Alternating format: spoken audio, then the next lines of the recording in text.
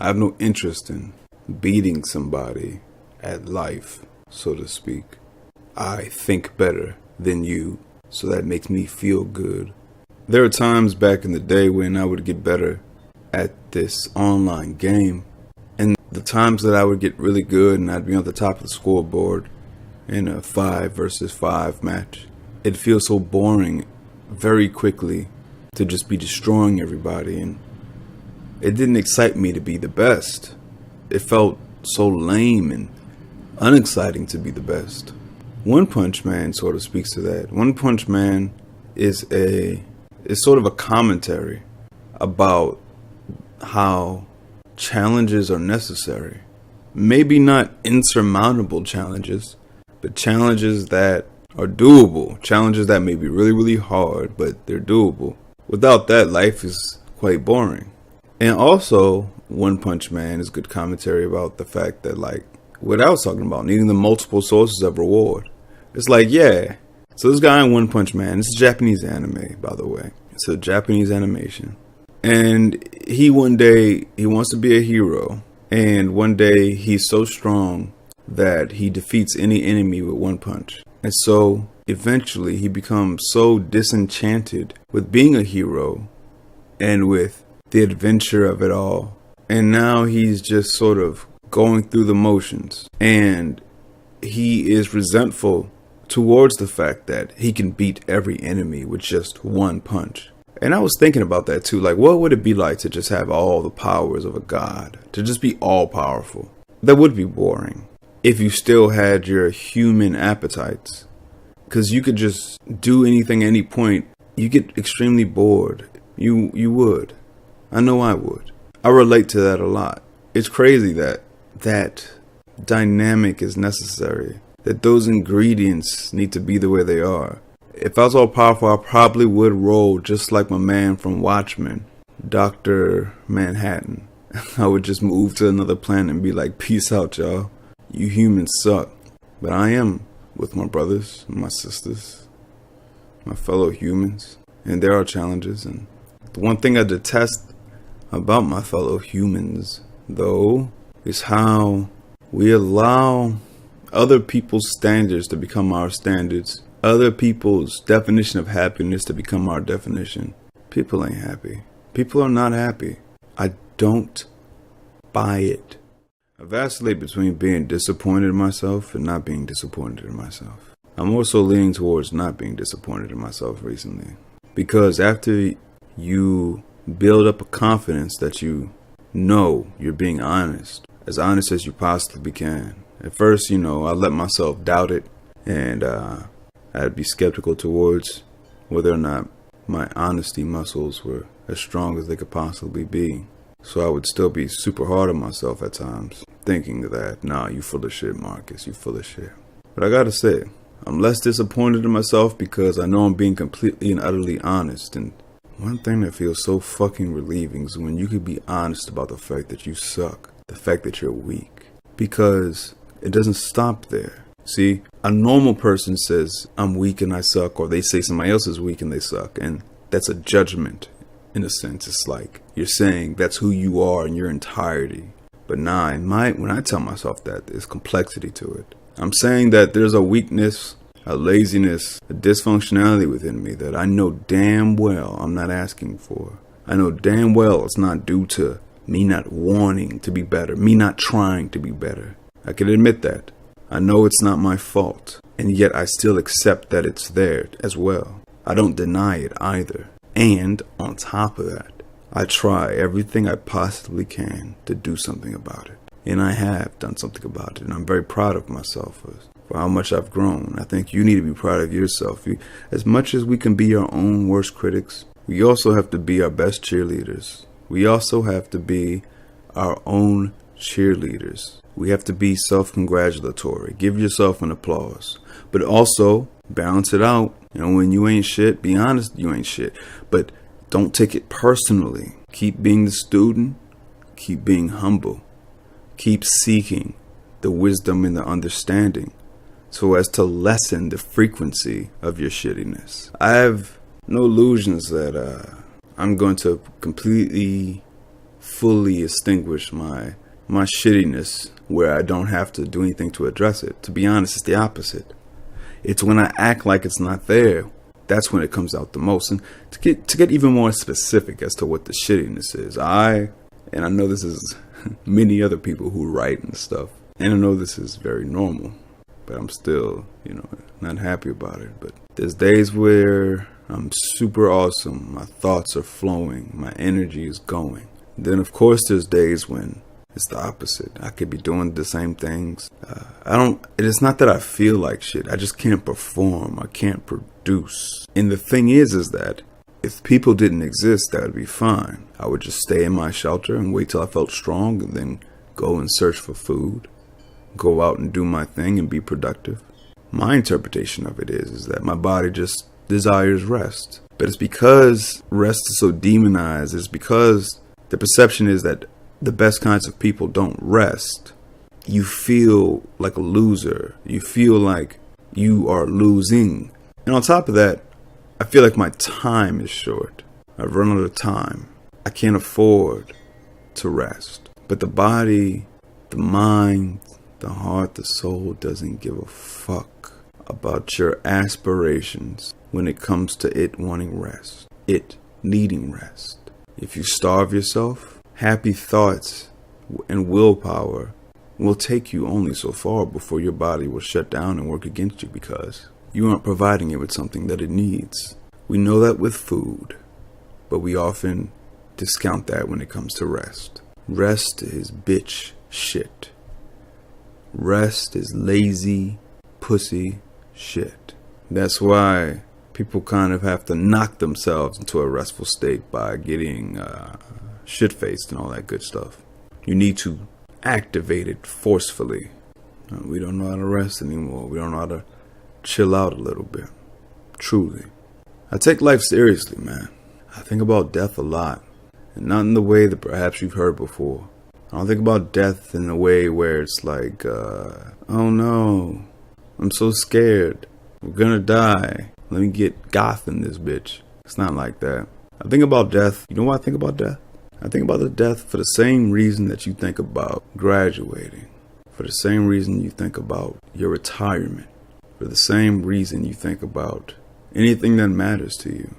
Because death matters. Because death is inevitable. The way that people want to immediately think. People want to think what you're saying is that, so don't be responsible. So don't be disciplined. So don't secure a future. Just eat, drink, and be merry. For tomorrow we may die kind of thing. Nah, man. My thing is, whether you think about death, whether you don't think about death, it's still gonna be there, waiting for you, waiting for everybody. Just like with healthiness. You may not give a fuck about health consciousness, health awareness, eating the foods that nourish you and trying to subtract the foods that tend to inflame. Whether you think about it or not, your ass is going to decay that much faster. Your ass is going to deteriorate that much faster, whether you believe that healthiness matters or not. It's the same thing with death. Death is a thing. It's part of this reality, and we keep putting it on the back burner so that when it does happen, I can't even say when it does happen, people are shocked or their perspective comes back. Because to be honest, I've even seen people in the midst of death behave in ways that are perplexing to me. They don't seem to get their life together. They don't seem to get their ways in check. For me, death is a humbler. It actually offers something to you, and that's some humble fucking pie. Death is looking at me like, here's some humble pie for your ass. I'm waiting for you to be recycled back into the earth. So what does that mean to me then? If we're all going to die, what do I believe, therefore? Therefore, I believe that it doesn't make any sense to be anything other than wholehearted. Therefore, I believe that it doesn't make sense to be anything other than authentic and vulnerable and transparent. True.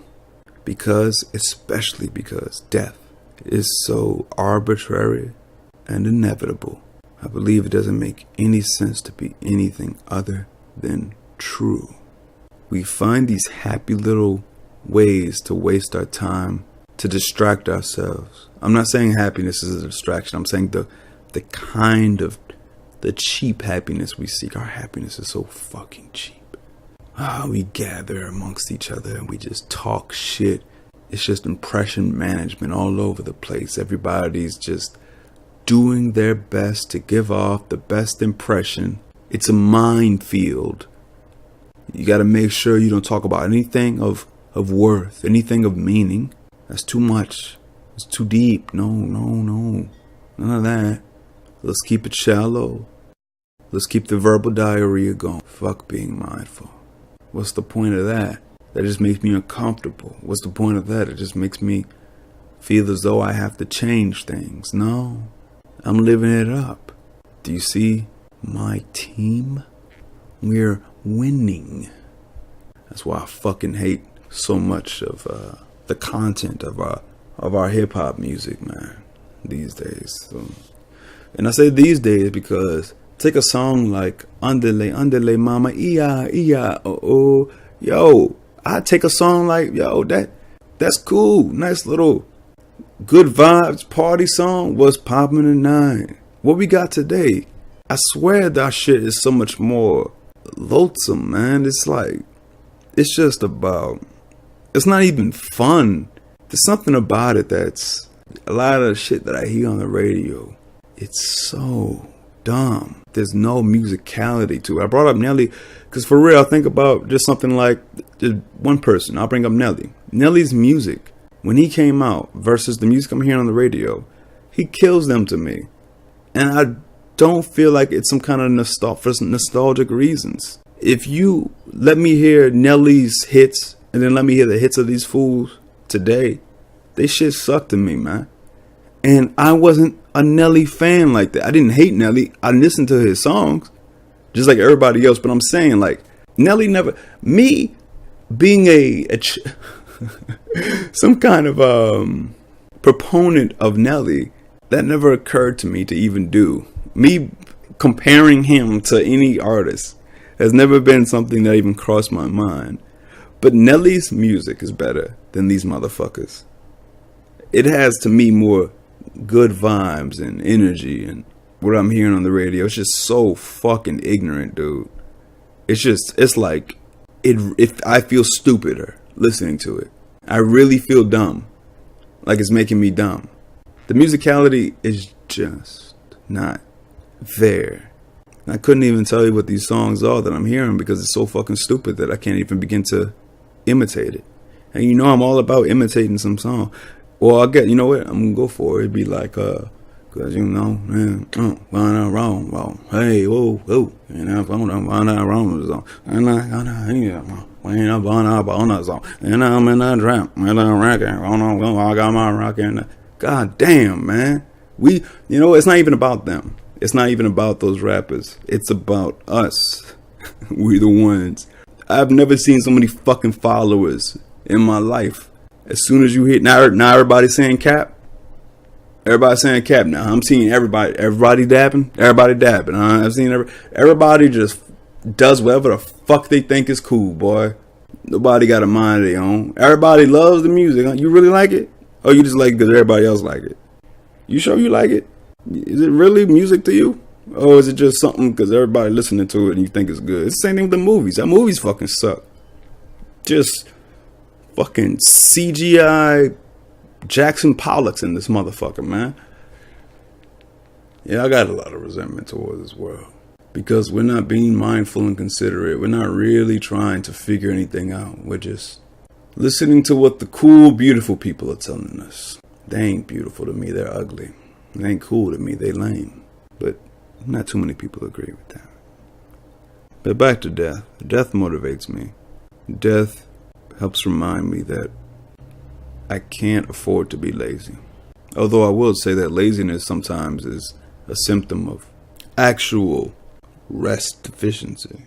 There's nothing quite like being completely comfortable with a person conversationally. It's a spiritual experience. What is usually the obstructor to that? People, for one, when you're having deep conversations, sometimes somebody's they're so eager to just showcase what they know. And so what happens is most of the time they're trying to just prove to you that they're smart. And I've done this as well. And if you don't watch out for that, you're going to end up doing it yourself. So that's one. The second thing is there's no objective for a lot of people. Sometimes you need to consciously form an objective so that you can really get the most out of the conversation. You have to sort of grab the reins of your mind and lead it in the right direction. You can't just assume it's going to go in the right direction because it just will. Unfortunately, we're not that perfect. It takes a little bit more than that. But good conversation, though, man, it's so fucking beautiful. It's like a dance. It's like a ballet. You know, on the other side of it, you feel like you've been fed. It feels like an appetite that you didn't even know existed was fed. And now you feel very satisfied. Until what? Until you're hungry again. Because you're always hungry again. For everything. No matter how beneficial and nourishing it is. No matter how complete it makes you feel. You're always hungry for it again. And that's why healthiness is important. Because when your eye is not on the prize of healthiness, then you'll end up becoming a glutton for so many things, because you won't see the merit in stopping yourself, in choosing specific forms of nourishment, specific forms of food for the mind or for the stomach. So like, for instance, the conversational food, if we're looking at that, in most workplaces, in every single workplace I've ever been, every single environment I've ever been, unless I take the initiative to change it.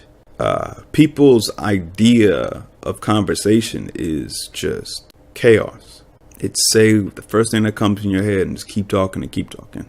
They're talking to make the time go by.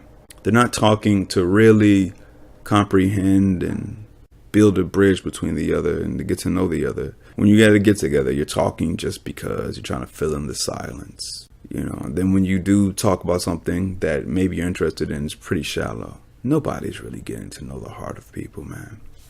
And we wonder why we're so unhappy and dissatisfied. It's because you're scared of yourself, first and foremost. And you're letting this world tell you what the fuck is good for you. You know what's good for you, though. You can see it.